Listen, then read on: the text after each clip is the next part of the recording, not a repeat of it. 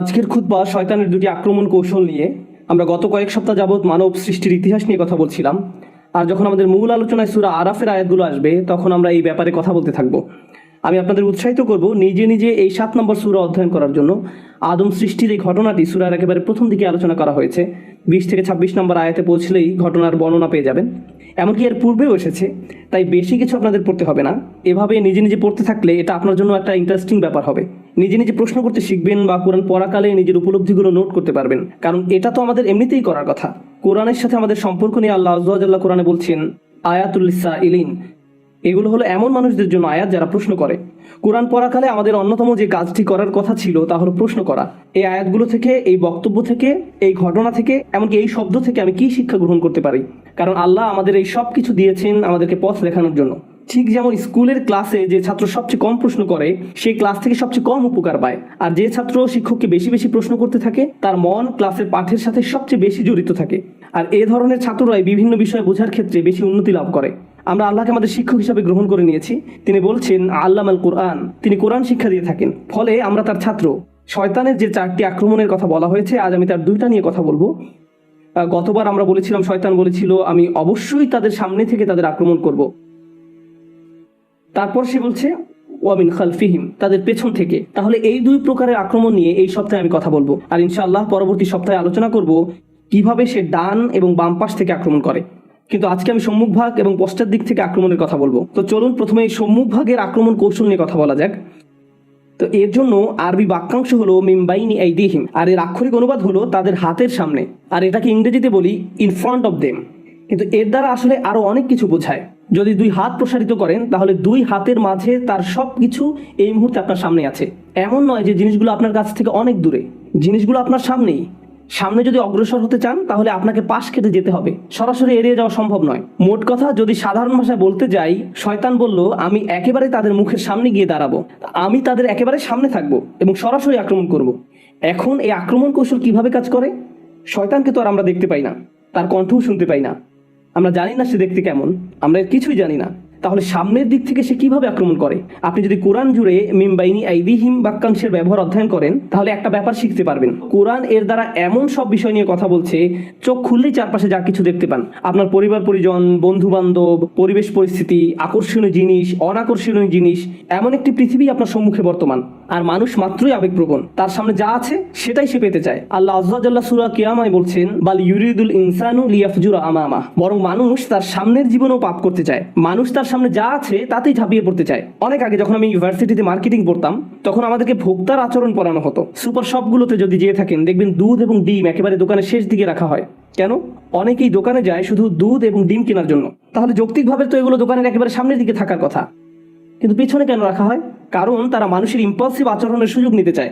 তারা সামনের দিকটা সুইস রোল, চকলেট কেক সহ নানান রকমের অপ্রয়োজনীয় জিনিস দিয়ে সাজিয়ে রাখে, কারণ আপনি সামনে যা পান তাই আপনার ঝুড়িতে নিতে চান। মানুষের আবেগ এমনই। শয়তান মানুষের এই আচরণের সুযোগ নিতে চায়। জীবন চলার পথে অনেক কিছুই আপনার সামনে এসে পড়বে, তখন শয়তান আপনাকে বলবে আরে এমন কি আর হবে, অল্প একটু উপভোগ করো, এটা তো খুব বেশি খারাপ না। সে আপনাকে ভবিষ্যতে এই কাজের কি পরিণতি হবে তা নিয়ে ভাবতে দিবে না। সে চায় এই মুহূর্তে তোমার সামনে কি আছে তা নিয়ে চিন্তা করো। আজকের দিনে ব্যাপারটা উপলব্ধি করা আর অনেক সহজ, কারণ আমরা ডিজিটাল যুগে বাস করি। যা কিছু আপনি দেখতে চান, যা দিকে আপনি তাকাতে চান, শুনতে চান, ক্রয় করতে চান, সবই আপনার আঙুলের আগায়। তাৎক্ষণিকভাবে জিনিসগুলো আপনি পেতে পারেন। এমনকি যদি কোথাও যেতে চান এই মুহূর্তেই গাড়ি নিয়ে বের হতে পারবেন। আপনার মাথায় যে চিন্তায় আসে না, যে আকাঙ্ক্ষায় বাস্তবায়ন করতে চান না কেন, আপনি সাথে সাথে তার পিছনে ছুটতে পারেন। পরিণতি নিয়ে ভাবতে চান না। তো অনেক মানুষ যারা বিভিন্ন পাপে জড়িয়ে পড়ে, তাদের যদি জিজ্ঞেস করেন কেন তুমি পাপে জড়াও, তারা বলবে না যে আমি পাপী হতে চাই, তারা বলবে আমি আসলে বিষয়টি নিয়ে ভাবতে চাই না, আমি এটা নিয়ে চিন্তা করতে চাই না। আপনি যদি তাদেরকে এর পরিণতি মনে করিয়ে দিতে চান, তারা বলবে আমাকে এসব নিয়ে ভাবতে বলো না। এমন অনেক ডাক্তারের কথা জানি যারা ইমার্জেন্সি রুমে চাকরি করেন, তারা শুক্রবার রাতে বহু বাজে ঘটনা দেখতে পান। মানুষ তাদের প্রাত্যহিক জীবনের সমস্যা থেকে বেরিয়ে এসে একটু মুক্তি পেতে চায়, তাই তারা শুক্রবার রাতে মদ পান করে। তারপর ইমার্জেন্সি রুমে আপনি যেসব ভয়ানক দৃশ্য দেখতে পান তার অনেকগুলো এই মদ পানের সাথে সরাসরি জড়িত। কারণ এই মানুষগুলো চিন্তা করতে চায় না যে আমার আগে বহু মানুষের জীবন নষ্ট করেছে এই মদ। না, আমি এটা নিয়ে ভাবতে চাই না, আমার ক্ষেত্রে এমনটি ঘটবে না, আমি শুধু এই মুহূর্তে মজা পেতে চাই, আমি এখন মাতাল হতে চাই, ফলাফল নিয়ে ভাবতে চাই না। আর শয়তান আপনার কাছ থেকে প্রথমে এটাই আশা করে, আপনার সামনে যা আছে তার মাঝেই ঝাঁপিয়ে পড়তে আপনাকে প্ররোচনা দিবে। এর আরেকটা অর্থ হলো বস্তুগত জিনিস। অন্য কথায় সে চায় আমরা যেন এমন সব জিনিস নিয়ে আচ্ছন্ন হয়ে পড়ি যা দৃশ্যমান। আপনি সর্বদা গাড়ি নিয়ে চিন্তা করেন, আপনার শারীরিক সৌন্দর্য নিয়ে ভাবতে থাকেন, বারবার আয়নার সামনে গিয়ে নিজেকে চেক করেন, আমাকে দেখতে কেমন দেখায়, আমাকে কেমন দেখায়, আমার ওজন কত, কোন ড্রেসে আমাকে ভালো দেখাবে, এটাতে নাকি ওটাতে। সারাক্ষণ এভাবে বস্তুগত জিনিস, দৈহিক সৌন্দর্য বা নানা রকম পণ্যদ্রব্য এগুলো নিয়ে আপনি আচ্ছন্ন থাকেন। আবার বিভিন্ন ব্র্যান্ডের জিনিস নিয়েও মানুষ আচ্ছন্ন হয়ে পড়ে, নিজের কোন জিনিসটা অন্যদের দেখাবে তা নিয়ে সারাক্ষণ ভাবতে থাকে। কেউ কেউ সুন্দর বাড়ির প্রতি আচ্ছন্ন হয়ে পড়ে, ভাই আমি ভাড়া বাসায় থাকি, যেভাবেই হোক আমাকে নিজের বাড়িতে উঠতে হবে, এটাই এখন আমার সামনে বর্তমান। প্রতিবেশীদের সুন্দর বাড়িগুলোর সামনে দিয়ে যাওয়ার সময় স্বয়ংক্রিয়ভাবে চলার গতি তার থেমে যায়, অবাক হয়ে তাকিয়ে থাকে, কল্পনার রাজ্যে হারিয়ে যায়, মনে মনে ওই বাড়িতে বাস করতে থাকেন। আর শয়তান আপনার কাছ থেকে এটাই আশা করে। সাধারণভাবে এই জিনিসগুলো কামনা করা কিন্তু খারাপ কিছু নয়। আর একটা ব্যাপার স্মরণে রাখার জন্য আপনাদের মনোযোগ আকর্ষণ করছি। সূরাতুন নাসে আল্লাহ আমাদেরকে শয়তান সম্পর্কে বলছেন, আল্লাযী ইউওয়াসউইসু ফি সুদুরিন নাস, সে মানুষের বুকের মধ্যে কুমন্ত্রণা দেয়। মানুষের আবেগ অনুভূতি প্রকাশ করতে আরবিতে সুদূর শব্দটির ব্যবহার দেখা যায়। আল্লাহ বলছেন ওয়ায়াশফি সুদুরা কওমিন মুমিনিন, এবং মুসলমানদের বুক সমূহ শান্ত করবেন। আল্লাহ বলছেন ওয়ায়াশফি সুদুরা কওমিন মুমিনিন, মুমিনদের বুক সমূহ শান্ত করবেন, অর্থাৎ অন্তর সমূহ শান্ত করবেন। এর মানে হলো আল্লাহ যখন সদর বা বুক শব্দটি ব্যবহার করেন, তিনি এর দ্বারা আমাদের আবেগও বুঝিয়ে থাকেন। আমরা যে রাগ করি এটিও আমাদের বুকের অংশ, কান্না বুকের অংশ, ভালোবাসা বুকের অংশ, লোভ বুকের অংশ।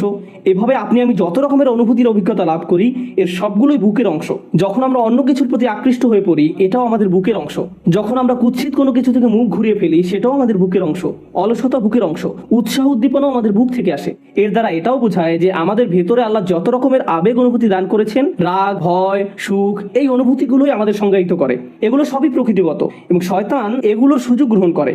সে আপনার রাগ হওয়ার অনুভূতিকে ব্যবহার করে আপনাকে কষ্ট দিবে, সে আপনার সুখ অনুভূতিকে ব্যবহার করবে আপনাকে পথভ্রষ্ট করার জন্য, সে আপনার অলসতাকেও আপনার বিরুদ্ধে ব্যবহার করবে, আপনার দুঃখের অনুভূতির মাধ্যমে আপনাকে পথভ্রষ্ট করতে চাইবে। কিন্তু সে জানে কিভাবে আপনাকে প্রভাবিত করতে হয়, কিভাবে আপনাকে দিয়ে এমন কিছু অনুভব করাতে হয় যা আপনার অনুভব করার কথা নয়, এবং কিভাবে অতিরিক্ত মাত্রায় তা করতে হয়। এটা সত্য যে সবাই সুন্দর কিছুর প্রতি আকৃষ্ট হয়, কে সুন্দর বাড়িতে বাস করতে চায় না। প্রকৃতপক্ষে আল্লাহ আমাদেরকে জান্নাতে বড় বড় ম্যানশন দেওয়ার কথা বলছেন, সুন্দর সুন্দর বাগান দেওয়ার কথা বলেছেন, ঝর্ণার কথা বলেছেন। আমরা এই দুনিয়াতে যদি এগুলোর প্রতি আকৃষ্ট না হতাম তাহলে পরকালের গুলোর জন্য আমরা আকৃষ্ট হব কেন? দুনিয়াতে এগুলোর প্রতি আকর্ষণ থাকার কারণেই তো জান্নাতকে এতটা আবেদনময় মনে হয়। তাই সুন্দর জিনিসের প্রতি আকৃষ্ট হওয়া আমাদের প্রকৃতিগত। শয়তান কি করতে চায়? শয়তান এই অনুভূতির ভারসাম্য নষ্ট করতে চায়। আমি অমুক জিনিসটি পাওয়ার জন্য যা যা করার সবই করব, আমি এর পরিণতি নিয়ে ভাবতে চাই না, এটা আমার সামনে, আমি এখনই এটা চাই। এর বিপরীতে আল্লাহ কি অফার করছেন তা ভালোভাবে বোঝার জন্য আপনাদের নিকট একটা উপমা উপস্থাপন করতে চাই। কেউ যদি আপনার কাছে এসে এভাবে প্রস্তাব দেয়, দেখো আমার কাছে একটা বাড়ি আছে, এই হলো তার ছবি, খুবই সুন্দর ম্যানশন, এর সামনে সমুদ্র সৈকত আছে, এটি একটি টিলার উপরে অবস্থিত, বাড়ির সামনের দৃশ্য অসাধারণ সুন্দর, ভেতরের ডিজাইনও তুমি যেমন চাও ঠিক সেই রকম, তুমি যা চাইতে তার সবই এই বাড়িতে আছে, এই বাড়ির দাম কয়েক মিলিয়ন ডলার, কিন্তু আমি তোমার কাছে এটি মাত্র $200 বিক্রি করব। তো প্রথমত আপনি এটি বিশ্বাস করবেন না, না আপনি এটি আমার কাছে $200 বিক্রি করবেন না। এরপর সে তার প্রস্তাবটি বিস্তারিত ব্যাখ্যা করে বলল, দেখো আমি গ্যারান্টি দিচ্ছি আমি তোমার কাছে এটি $200 বিক্রি করব, কিন্তু একমাত্র শর্ত হলো ঠিক 15 বছর পরে তোমার নিকট এটি হস্তান্তর করা হবে, তুমি এখন এটির দখল পাবে না। $200 কিন্তু তোমাকে এখনই দিতে হবে, বাড়ির মালিকানা পাবে 15 বছর পর। এই কথা শোনার পর আপনি কোনোভাবেই এই প্রস্তাবে আর রাজি হবেন না, আপনার কাছে মনে হবে এটি একটা প্রতারণা। আল্লাহ আমাদেরকে ঠিক এরকমই একটি প্রস্তাব দিচ্ছেন, এই হলো জান্নাত, এতে যেতে বেশি কিছুর দরকার নেই, আমি তোমাদের কাছে অনেক কিছু চাচ্ছি না, কিন্তু তোমরা এখন যেতে পারবে না। বিপরীতে শয়তান এসে বলে, আমি তোমাদেরকে জান্নাত দিতে পারবো না, আমি তোমাকে এর চেয়ে অনেক কম দিব, কিন্তু ব্যাপারটা হলো আমি তোমাকে এই মুহূর্তে দিব, জাস্ট এখনই এই আনন্দ নিয়ে নাও, এটি অনেক সহজ, আমাকে তোমার কিছুই দিতে হবে না। এভাবে সে তাৎক্ষণিক ভোগের প্রস্তাব দেয়। আপনাদের মধ্যে যারা ব্যবসা করেন তাদের উদ্দেশ্যে বলছি, কেউ এসে যদি আপনাকে বলে আমি তোমার থেকে এই মালামাল কিনতে চাই কিন্তু আমি পরের মাসে টাকা দিব, ঠিক তখন অন্য একজন এসে বলল আমিও তোমার এই মালামাল কিনতে চাই আর আমি তোমাকে এখনই সব টাকা নগদ দিব, আমাকে 10% ডিসকাউন্ট দাও, নগদ প্রস্তাবেই রাজি হবেন। আমি টাকার জন্য আরো 1 মাস অপেক্ষা করতে চাই না। মানুষ দুহিব্বুনাল আজিলা, তড়িৎ পাওয়া যায় এমন জিনিসকে ভালোবাসে। শয়তান এর সুযোগ গ্রহণ করে, সে আপনাকে উত্তেজিত করে তুলবে। তোমাকে অপেক্ষা করতে হবে কেন? তোমাকে কেন ধৈর্য ধরতে হবে? তুমি যদি চাও এখনই জিনিসটা পেতে পারো, তুমি কি সুখ পেতে চাও না? সে এভাবে আপনার সামনে এসে দাঁড়াবে, আপনি তখন আকাঙ্ক্ষিত বস্তুটি ছাড়া আর সামনে কিছুই দেখতে পান না। জিনিসটি পেতে এমন অন্ধ হয়ে পড়েন যে এর ফলে আপনি নিজে কি কি ক্ষতির সম্মুখীন হবেন বা অন্য কারো কি কি ক্ষতি হবে তা নিয়ে আপনি চিন্তাও করতে চান না। আপনি তখন সম্পূর্ণরূপে শয়তান দ্বারা পরিচালিত হয়ে পড়েন। সম্মুখ ভাগ থেকে এটা শয়তানের অন্যতম প্রধান একটি আক্রমণ কৌশল। সামনের দিক থেকে আক্রমণ করে সে আপনাকে অনেকটা অন্ধ করে দেয়। মিম্বাইনি আইদিহিম, এর আরেকটা অর্থ হলো ভবিষ্যৎ। কিছু যদি আপনার সামনে এসে পড়ে, যেমন ট্রাফিক জ্যামে আটকা পড়েছেন আর বিশাল এক ট্রাক একেবারে আপনার সামনে উপস্থিত, তখন ট্রাফিক জ্যামটি কত লম্বা তা আপনার পক্ষে বুঝে ওঠা সম্ভব নয়। আপনি এদিক ওদিক কাত হয়েও সামনের দিকটা দেখতে পারবেন না, কারণ ট্রাকটি এত বিশাল আকারের যে এটি সামনের দিকটা সম্পূর্ণ ব্লক করে ফেলেছে। যখন কিছু একটা আপনার একেবারে মুখোমুখি এসে দাঁড়ায়, আপনি দূরের কিছু আর দেখতে পান না। শয়তান এরকম একটি ব্যাপার আপনার কাছ থেকে আশা করে। আপনার আমার সামনে অবশ্যই যে ব্যাপারটা ঘটবে তা হলো আল্লাহর সাক্ষাৎ। আপনি এবং আমি আমাদের প্রভুর দিকে এগিয়ে চলছি। এমনকি আপনি যদি দাঁড়িয়েও থাকেন, আপনি আসলে একটি কনভেয়ার বেল্টের উপর দাঁড়িয়ে আছেন যা আপনাকে আল্লাহর দিকে নিয়ে যাচ্ছে। আপনি ব্যাপারটা পছন্দ করেন বা না করেন, গ্রহণ করেন বা না করেন, আমরা প্রতিটি নিঃশ্বাসে সেদিকে এগিয়ে চলছি। আর সেই মিটিংটা এড়িয়ে যাওয়ার কোনো উপায় নেই। আর শয়তান আপনাকে এটা দেখতে দিতে চায় না। সে চায় না আমাদের মনে যেন এই ভাবনাটা আসে যে দিন যত যায় আমরা ততটা আল্লাহর কাছাকাছি হচ্ছি, আগামীকাল আরেকটু এগিয়ে যাব, এর পরের দিন আরো এগিয়ে যাব। ভবিষ্যতের ব্যাপারে শয়তান চায় আল্লাহর সাথে যে আপনার সাক্ষাৎ হবে এটা নিয়ে যেন চিন্তা না করেন, বরং সে চায় আপনার বন্ধুদের সাথে সাক্ষাৎ নিয়ে যেন আপনি চিন্তামগ্ন থাকেন, বা ছুটির দিনে কোথাও একত্রিত হওয়া নিয়ে, ভালো কোনো সময় নিয়ে, এই শুক্রবারে আমরা কি করব, পরের ছুটির দিনে কি করব। ভবিষ্যতের ব্যাপারে সে চায় নিকট ভবিষ্যৎ নিয়ে যেন চিন্তা করেন, আর দীর্ঘমেয়াদী ভবিষ্যতের কথা যেন ভুলে যান। অনেকের কাছে দীর্ঘমেয়াদী চিন্তাটা এরকম যে আমি তো দীর্ঘমেয়াদী চিন্তা করছি, আমি চিন্তা করছি কিভাবে একটি বাড়ির মালিক হওয়া যায়, অথবা চিন্তা করছি কোন শহরে বসতি করব, বা আমি ভবিষ্যৎ শিক্ষা নিয়ে চিন্তা করছি। কিন্তু আল্লাহ আসলে চান আপনি যেন আরো দীর্ঘমেয়াদী চিন্তা করেন। যখন আপনি তার সামনে গিয়ে দণ্ডায়মান হব, তখন কি জবাব দেব, এভাবে যখন চিন্তা করবেন, তখন আল্লাহর সাথে সাক্ষাৎ নিয়ে আপনার একটা পরিকল্পনা থাকবে। ঠিক যেমন তরুণরা ভার্সিটিতে ভর্তি হওয়ার পর তাদের একটা প্ল্যান থাকে 3 বা 4 বছরের মাঝে গ্রাজুয়েট হওয়া। এই প্ল্যান থাকার ফলে আপনি তখন অনেক সাবধানতার সাথে বিভিন্ন কোর্স নেবেন। এই সেমিস্টারে কোনটা কোনটা নেবেন, পরের সেমিস্টারে কোনটা কোনটা নেবেন, এখন আপনার কাছে কত ক্রেডিট আছে, কোন কোন কোর্সগুলো ঢিলে ঢালাভাবে করলেও হবে, এই সকল ব্যাপারে আপনার সুচিন্তিত একটি পরিকল্পনা থাকে। যদি পিছিয়ে পড়েন তাহলে অতিরিক্ত কাজ করে তা পুষিয়ে নিতে হবে। কিন্তু যদি আপনার কোনো লক্ষ্য না থাকে, যারা ভার্সিটিতে যায় কিন্তু কবে গ্রাজুয়েট হবে এই ব্যাপারে কোনো মাথা ব্যথা নেই, 10 বছর যাবত ভার্সিটিতে পড়ে আছে, তোমার মেজর কোন বিষয়, আমি এখনো ভাবছি, তোমার চুল পেকে গেছে আর এখনো মেজর সাবজেক্ট নিয়ে চিন্তা করছো, এরকম উদ্দেশ্যহীন মানুষও রয়েছে। শয়তান মানুষের এমন উদ্দেশ্যহীন জীবনই পছন্দ করে। সে চায় আপনি যেন উদ্দেশ্যহীন জীবন যাপন করেন। আর যে লক্ষ্যটি আল্লাহ আমাদের সামনে ঠিক করে রেখেছেন তা হলো তার সাথে সাক্ষাৎ। যদি এই লক্ষ্যটি আপনার সামনে থাকে, তাহলে জীবনে যে কোনো সিদ্ধান্ত নেওয়ার সময় আপনি চিন্তা করবেন, যখন আমি আল্লাহর সাথে সাক্ষাৎ করব, পরবর্তী সিদ্ধান্তটি নেওয়ার পূর্বে আমাকে আল্লাহর জিজ্ঞাসাকে, আল্লাহর সাক্ষাৎকে সবসময় বিবেচনায় রাখতে হবে। কিন্তু শয়তান যদি এই লক্ষ্যটি দূর করে দিতে পারে, তাহলে আমার মাথায় এই চিন্তাটি আসেও না। আমরা তখন যা ইচ্ছা তাই করি। আল্লাহর চিন্তা আমাদের মাথা থেকে দূর হয়ে গেছে, কারণ শয়তান আপনার সামনে একটি আবরণ তৈরি করে দিয়েছে। ফলে আপনি আপনার সামনের অবশ্যম্ভাবী গন্তব্যের ব্যাপারে অন্ধ হয়ে পড়েছেন। শয়তান চায় আপনি যেন ভবিষ্যৎ নিয়ে উদ্বিগ্ন থাকেন। সার্বক্ষণিক উদ্বেগ যেন আপনাকে তাড়া করে ফিরে। আমার ছেলে কি করবে, সে কি অবাধ্য হয়ে পড়বে, আমার মেয়ে কি করবে, আমার স্বামী কি করবে, আমার স্ত্রী কি করবে। আপনি এভাবে অন্যদের নিয়ে সবসময় উদ্বিগ্ন থাকেন, তারা কি করবে, যেন তাদের দায়িত্ব আপনার উপর বা আপনি তাদের নিয়ন্ত্রণ করেন। আমরা নিজেদেরকে ভালোভাবে নিয়ন্ত্রণ করতে পারি না, অথচ মনে করি যেন আশপাশের সবকিছু আমরা নিয়ন্ত্রণ করতে পারবো, তাদের ভবিষ্যৎ কি হবে তাও নিয়ন্ত্রণ করতে পারবো। আপনি এমন অনেক মায়ের সন্ধান পাবেন দুশ্চিন্তা একেবারে মরে যাচ্ছেন যে আমার মেয়ের কেন বাচ্চা হচ্ছে না, তার কখন বাচ্চা হবে, সে তাকে ফোন করে এভাবে, আল্লাহ চায় তোমার জন্য একটি বাচ্চা হয়। আল্লাহ তার জন্য সন্তান চায় না, আপনি চাচ্ছেন। আমি জানি না আপনি আল্লাহর কাছ থেকে কোনো ইমেল পেয়েছেন কিনা যে তাকে এভাবে বলছেন। এভাবে চরম আকাঙ্ক্ষিত পার্থিব জিনিসটি আপনার অন্তরে সবসময় জায়গা দখল করে রাখে। ফলে ভবিষ্যতের চিন্তা বলতে শুধু এটাই বুঝেন, আমার অমুক জিনিসটি নেই, আমার তো এটা নেই, আমার এটার জন্য অপেক্ষা করছি, আমি জানি না কেন এটা পাচ্ছি না। জিনিসটি পাওয়ার জন্য এভাবে আপনি সম্পূর্ণ আচ্ছন্ন হয়ে পড়েন, পুরোপুরি ব্যাকুল হয়ে পড়েন। শয়তান চায় এভাবে সম্পূর্ণভাবে যেন আপনি আচ্ছন্ন হয়ে পড়েন। কারণ যদি এমনটা করেন, প্রথমত আল্লাহ আপনাকে যা দিয়েছেন তাতে সুখী থাকবেন না, দ্বিতীয়ত সহজেই ভুলে যাবেন যে যিনি সবকিছু নিয়ন্ত্রক তিনি হলেন আল্লাহ। আমি আসলে আমার সন্তানদের নিয়ন্ত্রণ করি না। একটি নির্দিষ্ট বয়সে পৌঁছানোর পর তারা যা কিছু করে তা তাদের এবং আল্লাহর মাঝে। সর্বোচ্চ আমি যা করতে পারি তা হলো উপদেশ দেয়া, তাদের সিদ্ধান্ত একান্তই তাদের। যদি আমাদের রাসূলুল্লাহ সাল্লাল্লাহু আলাইহি সাল্লাম তার নিজ কন্যা ফাতেমার দিকে ফিরে বলতে পারেন, হে মুহাম্মাদের মেয়ে ফাতিমা, আল্লাহকে ভয় করো, আমি তোমাকে আল্লাহ তাআলার পাকড়াও হতে রক্ষা করতে পারবো না, তোমাকে সাহায্য করার মতো কোনো সামর্থ্য আমার থাকবে না, তিনি এটাই তার নিজের মেয়েকে বলেছেন, তাহলে আমরা কিভাবে মনে করি যে আমরা অন্যদের নিয়ন্ত্রণ করতে পারবো? এমনকি আমাদের পরিবারের মধ্যেও শয়তান চায় আমরা যেন মনে করি আমরা হলাম নিয়ন্ত্রক। কিন্তু বিষয়টা আসলে আল্লাহর অধিকারে। সে আমাদের মনকে এভাবে সম্পূর্ণ আচ্ছন্ন করে ফেলে। আর অবশ্যই মানুষকে নিয়ন্ত্রণ করতে গেলে হিতে বিপরীত হয়। মানুষকে নিয়ন্ত্রণ করা যায় না, আসলেই যায় না। আর যখন নিয়ন্ত্রণ করতে গিয়ে ব্যর্থ হন, তখন আরো বেশি উদ্বিগ্ন হয়ে পড়েন। আপনি ক্রমাগত নেতিবাচক হয়ে পড়েন। আর আপনি যখন সম্পূর্ণ নেতিবাচক হয়ে পড়েন তখন আপনার পক্ষে কৃতজ্ঞ হওয়া অসম্ভব হয়ে পড়ে। খেয়াল করে দেখুন আয়াতটি কিভাবে শেষ হয়েছে। আপনি তাদের অধিকাংশকেই কৃতজ্ঞ পাবেন না। তারা সবসময় নেতিবাচক চিন্তা করবে। আমার চাকরির কি হবে, টাকা কোথায় পাবো, এটা কোত্থেকে আসবে, ওটা কোত্থেকে আসবে, স্বাস্থ্যের কি হবে, বাচ্চাদের কি হবে, অমুক অমুক ব্যাপারে কি হবে, যদি তারা জেনে যায়, যদি এমনটা ঘটে, যদি সে কিছু বলে বা যদি তিনি কিছু করেন। আর এইসব তুচ্ছ ব্যাপার নিয়ে আপনি এতটা আচ্ছন্ন হয়ে পড়েন যে ভুলে যান আল্লাহ ভবিষ্যতের নিয়ন্ত্রক। আপনি আমি এর নিয়ন্ত্রক নই। আমরা যে একটি ভালো দিন অতিক্রম করি এটা এই জন্য নয় যে আমরা খুব ভালোভাবে প্ল্যান করে দিনটি কাটিয়েছি বা আমরা এটা অর্জন করেছি বা দিনটাকে নিয়ন্ত্রণ করে কাটিয়েছি। একমাত্র আল্লাহর কাছ থেকেই প্রশান্তি আসে। আমাদের শরীর যে সঠিকভাবে কাজ করছে এবং এখানে শুক্রবারে জুমার নামাজের জন্য যে এসে বসে আছি, আল্লাহ আমাদের এই শক্তি সামর্থ্য দিয়েছেন। আর আমরা এটা ভুলে যাই। আমরা মনে করি ভবিষ্যতের সবকিছু আমরা নিজেরাই সমাধান করে ফেলতে পারবো। শয়তান এই কাজটাই করে। সে আপনাকে এই ধারণা দিয়ে বিভ্রান্ত করে ফেলে যে ভবিষ্যৎ আমাদের নিয়ন্ত্রণে। শয়তানের আরো একটি বড় অস্ত্র হলো ভবিষ্যৎ সম্পর্কে আপনাকে হতাশ করে দেয়া। আরে কোনো কিছুতেই কাজ হবে না, পূর্বের কোনো পরিকল্পনাই তো কাজে আসেনি, তুমি সব সময় ব্যর্থ হবে, তোমার কপালে শুধু ব্যর্থতাই আছে। এভাবে নিজের সম্পর্কে এত হতাশ এবং নেতিবাচক হয়ে পড়েন যে আপনি শুধু নিজের সম্পর্কে হতাশাজনক মনোভাব পোষণ করেন না, বরং এই হতাশা সংক্রামক হয়ে পড়ে। যেমন কেউ যদি পরীক্ষায় পাশ করে আসে, আপনি হয়তো তখন বলে বসেন, পাশ করলে কি হবে, চাকরি পাবে না, পারিবারিক ঐতিহ্য, কি বা করার আছে। এটা শয়তানের দুঃখবাদ বা হতাশার একটা অংশ। সে আপনার কাছ থেকে এটাই আশা করে। কারণ কেউ যদি সবসময় এভাবে দুঃখ এবং হতাশায় নিমজ্জিত থাকে তাহলে কিভাবে সে আল্লাহর প্রতি আশা ধরে রাখবে?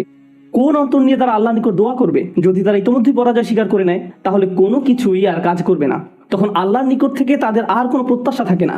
আল্লাহর সাথে আমাদের সবচেয়ে গুরুত্বপূর্ণ সম্পর্ক হলো তার নিকট দোয়া করা, তার নিকট আশা করা।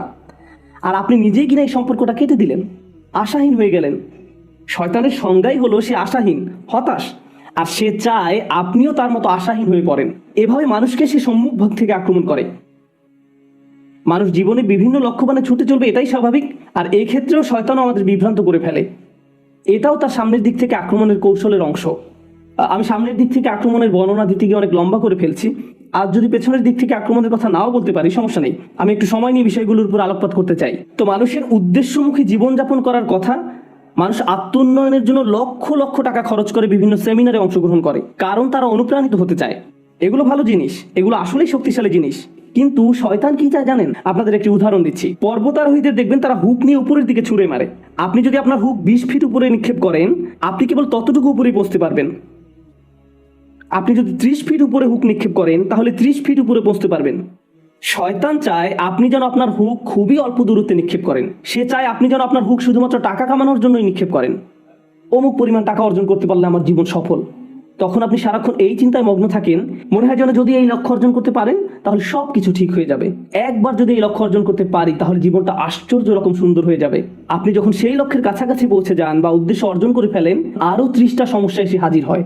শয়তান চায় আপনি যেন ছোট লক্ষ্যের পিছনে ছুটে জীবন অতিবাহিত করে ফেলেন, আর এই নিম্নতর উদ্দেশ্য অর্জনে এতটাই নিমজ্জিত থাকেন যে অন্য কিছু আর চোখেও পড়ে না। আমার আপনার জীবনে বিভিন্ন লক্ষ্য থাকার কথা, আমার স্বাস্থ্য নিয়ে লক্ষ্য থাকার কথা, আমার ক্যারিয়ার নিয়েও লক্ষ্য থাকার কথা, শিক্ষা নিয়ে লক্ষ্য থাকা উচিত।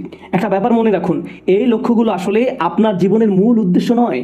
এগুলো আসলে বড় একটি গন্তব্যে পৌঁছার মাধ্যম মাত্র। আমরা যদি ভুলে যাই আমরা এই পৃথিবীতে এসেছি একটি সীমিত সময়ের জন্য, এখানে চাকরি পাওয়া আমাদের মূল উদ্দেশ্য নয়, টাকা কামাই করা আমাদের উদ্দেশ্য নয়, এই পৃথিবীতে বাড়ির মালিক হওয়া আমাদের উদ্দেশ্য নয়। কারণ একদিন আমরা এর সব কিছু ছেড়ে চলে যাব।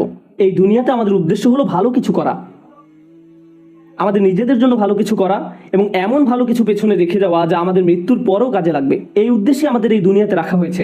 এই ব্যাপারটা যদি আপনার মাথায় থাকে তাহলে আপনার শিক্ষা যদি আপনাকে ভালো কিছু করার দিকে নিয়ে যায়, আপনার বাড়ি যদি আপনাকে ভালো কিছু করতে সাহায্য করে, আপনার গাড়ি আপনাকে ভালো কিছু করার দিকে নিয়ে যায়, তাহলে এগুলোর একটি উদ্দেশ্য আছে। এগুলো নিজে উদ্দেশ্য নয়, কিন্তু শয়তান এগুলোকেই আপনার উদ্দেশ্য বানিয়ে ফেলতে চায়। ভাই আমার লক্ষ্য হলো অমুক অমুক মডেলের গাড়ির মালিক হওয়া, আমি বুঝে গেছি এটাই আমার লক্ষ্য। এটা আসলে কোনো লক্ষ্য নয়, এটা একটা বস্তুগত জিনিস মাত্র। আর এই জিনিসটি শেষ হতে শুধু একটি অ্যাক্সিডেন্টই যথেষ্ট। যে বাড়িটি নিয়ে আপনি এত বেশি মগ্ন হয়ে আছেন, শুধু একটি ভূমিকম্প এটি ধ্বংস করে দেওয়ার জন্য যথেষ্ট। একবার আগুন লাগলেই শেষ। এই জিনিসগুলো আর এমন কি, এগুলো আসে আর যায়। দুআফা তালিবু আল মাতলুব। শয়তান এভাবে আমাদের মনকে এসব তুচ্ছ বিষয়ে নিমজ্জিত করে রাখে। এর ফলে আমরা ভুলে যাই যে আল্লাহ আমাদেরকে বৃহত্তর উদ্দেশ্য নিয়ে সৃষ্টি করেছেন, কিন্তু সে আমাদের সামনের দিকে থেকে আক্রমণ করে ক্ষুদ্র বিষয়ে আচ্ছন্ন করে রাখে। ফলে আমরা আমাদের সৃষ্টির উদ্দেশ্যের কথা ভুলে যাই। শয়তানের সামনের দিক থেকে আক্রমণ করা নিয়ে সর্বশেষ যে কথাটি বলতে চাই, আপনাদের অনেকের কপালে হয়তো সামনে অনেক টাকা আছে, আবার কারো কারোর জন্য জীবন হয়তো অনেক বড় বড় চ্যালেঞ্জ অপেক্ষা করছে, আল্লাহ জানেন। কারো কারো জীবন হয়তো অনেক সুখ অপেক্ষা করছে, আল্লাহ জানেন, আমরা জানি না। কিন্তু একটা বিষয় আমরা সবাই জানি, সবারই সময় রয়েছে। কারো হয়তো কয়েক সেকেন্ড, কারো হয়তো কয়েক বছর, কারো হয়তো কয়েক দশক সময় হাতে আছে। কিন্তু একটা ব্যাপারে আমরা নিশ্চিত যে আমাদের সবারই হাতে সময় আছে। শয়তান যখন আপনাকে সম্মুখ ভাগ থেকে আক্রমণ করে, সে চায় আপনি যেন আপনার সময়কে কোনো মর্যাদা না দেন। সে চায় ভালো কাজ করার সময় আসলে আপনি যেন এইভাবে ভাবেন যে আরে ভাই, আমার হাতে এখন অনেক সময় আছে, ভালো কাজ করার জন্য এত তাড়াহুড়ার কি আছে। কিন্তু যদি প্রবৃত্তির কোনো কামনা চরিতার্থ করতে হয় তাহলে সাথে সাথে করতে হবে। প্রতিবার নামাজের সময় আপনার সাথে ঠিক এমনটাই ঘটে। জোহরের সময় যখন আসে, মসজিদ থেকে আজানের শব্দ ভেসে আসে, আপনার ঘড়ির অ্যালার্ম বেজে ওঠে, মোবাইলের অ্যাপ থেকে আজানের শব্দ শোনা যায়, আপনি তখন কি করেন? পজ বাটন টাচ করেন, নিজেকে এভাবে বলেন মাত্র তো আজান দিল, নামাজের এখনো অনেক বাকি আছে। আর ভিডিও গেম খেলতে হলে এখনই, সিনেমা নাটক দেখতে হলে এখনই, কিন্তু নামাজ পড়তে হলে সময় বাকি আছে, এখনো অনেক সময় বাকি আছে। ভার্সিটিতে ক্লাসের ফাঁকে যদি আপনি কিছুটা সময় পেয়ে থাকেন, ব্যাগে কোরআন আছে, তখন ইচ্ছা করলে ব্যাগ খুলে কোরআন পড়তে পারেন। পরে, এখন না, আমি তো পড়বো কিন্তু এখন না। কিন্তু যে কোনো তুচ্ছ, অর্থহীন, বাজে কাজ ফেসবুক বা ইনস্টাগ্রামে স্ক্রল করতে করতে কখন যে 30-40 মিনিট পার করে দেন টেরই পান না। এমনকি ক্লাসের জন্য কখনো কখনো দেরি হয়ে যায়। অর্থহীন কাজের জন্য ঠিকই সময় বের করে নিলেন, এর কারণ হলো শয়তান চায় আপনি যেন আপনার সময়কে কোনো মূল্য না দেন। সে চায় আপনি যেন আপনার মূল্যবান সময়কে অর্থহীন কাজে ব্যয় করে নষ্ট করে ফেলেন। এভাবে আপনার সময় নষ্ট করার মাধ্যমে সে আপনার ভবিষ্যৎ ধ্বংস করে দেয়। তারপর যখন জীবনের একটা পর্যায়ে সে পেছনে ফিরে দেখেন, তখন ভাবেন ভাই, আমি জীবনে কত সময় যে অযথা কাজে ব্যয় করে নষ্ট করেছি। এরপর জীবন নিয়ে হতাশ হয়ে পড়েন। এই খেলাটাই শয়তান আমাদের সাথে খেলে। এভাবে শয়তান বিভিন্ন কৌশলে সামনের দিক থেকে আমাদের আক্রমণ করে। আমি আল্লাহর কাছে দোয়া করছি, আল্লাহ যেন আমাদেরকে এইসব আক্রমণ থেকে সতর্ক থাকার তৌফিক দান করেন, এবং আল্লাহ আজ্জা ওয়া জাল্লা কখনো যেন আমাদের সেসব লোকদের অন্তর্ভুক্ত না করেন যারা বাস্তবতাকে তার প্রকৃত রূপে চিনতে ব্যর্থ হয়। রাসূলুল্লাহ সাল্লাল্লাহু আলাইহি সাল্লাম বলছেন, ও আল্লাহ, আমি চাই আপনি আমাকে বাস্তব বিষয়সমূহ আসলেই যেমন তেমনভাবেই দেখান। এটা আমার শেষ উপদেশ। কিভাবে আমরা শয়তানের এই আক্রমণগুলো মোকাবেলা করব? প্রথমে এগুলো শনাক্ত করতে হবে। তারপর আমাকে আপনাকে ক্রমাগত বাস্তব বিষয়গুলোর প্রকৃত রূপ খতিয়ে দেখতে হবে। আমাদের মোবাইলের অ্যাপগুলো চালাতে গেলে আমরা শুধু ইউজার ইন্টারফেস যেমন গ্রাফিক্স, মেনু ইত্যাদি দেখতে পারি, কিন্তু এগুলো আসলে প্রকৃত অ্যাপ নয়। এর পেছনে সোর্স কোড আছে, আপনি সেই কোড দেখতে পান না, আপনি শুধু ফ্রন্ট এন্ড দেখতে পান। ঠিক তেমনি বাস্তব জগতে যা কিছু দেখতে পান তা শুধু উপরের অংশ দেখতে পান, শুধু কভার দেখতে পান, কিন্তু এর পেছনে অন্য আরেক বাস্তবতা রয়েছে, এর পেছনে ইঞ্জিন রয়েছে। সমস্যা হলো আমরা কোনো কিছুর বাহ্যিক রূপ দেখে এর মূল্যায়ন করি, এর পেছনে যা আছে সেটাই যে আসলে মূল্যবান আমরা তা জানার চেষ্টাও করি না। কোরআন এই কাজটাই করে। কোরআন শুধু এই দুটি চোখ দিয়ে দেখতে বলে না, এখানেও আরো এক সেট চোখ রয়েছে। লাহুম আ'য়ুনুন লা ইউবসিরুনা বিহা, তাদের চোখ রয়েছে কিন্তু তা দ্বারা তারা দেখে না, অর্থাৎ তারা আসল রূপ দেখে না, তারা শুধু বাহ্যিক ব্যাপারটা দেখে। আমাদেরকে অন্তর্চক্ষু দিয়ে তাকাতে হবে যা প্রকৃত রূপ দেখতে পারে। যদি এমনটা করতে পারেন তাহলে যেভাবে আপনি সময় ব্যয় করেন, বিভিন্ন বিষয় নিয়ে চিন্তা করেন, বিভিন্ন জিনিসের মূল্য দিয়ে থাকেন, বিভিন্ন জিনিসকে গুরুত্ব দিয়ে থাকেন, তার সব কিছুই পরিবর্তিত হতে শুরু করবে। কারণ দিন শেষে আল্লাহর সাথে সাক্ষাৎ করার পূর্বে আমাদের হাতে জীবনের যে অংশটুকু বাকি আছে তার মূল ব্যাপার হলো ইউনাব্বাউল ইনসানু ইয়াউমাইযিন বিমা কদ্দামা ওয়া আখার। কিয়ামতের দিন মানুষকে জিজ্ঞাসা করা হবে কোনটাকে তুমি প্রাথমিক পর্যায়ে গুরুত্ব দিয়েছো আর কোন ব্যাপারটাকে দ্বিতীয় পর্যায়ভুক্ত মনে করেছো। সবকিছুর মূল কথা এটাই, আমি আপনি যত সিদ্ধান্ত নিয়েছি তাতে কোনটাকে প্রায়োরিটি দিয়েছি আর কোনটাকে ফেলে রেখেছি। আর শয়তান এখানেই ঝামেলা তৈরি করতে চায়। সে আমাদেরকে ভুল ব্যাপারে অগ্রাধিকার দিতে প্ররোচিত করে। সে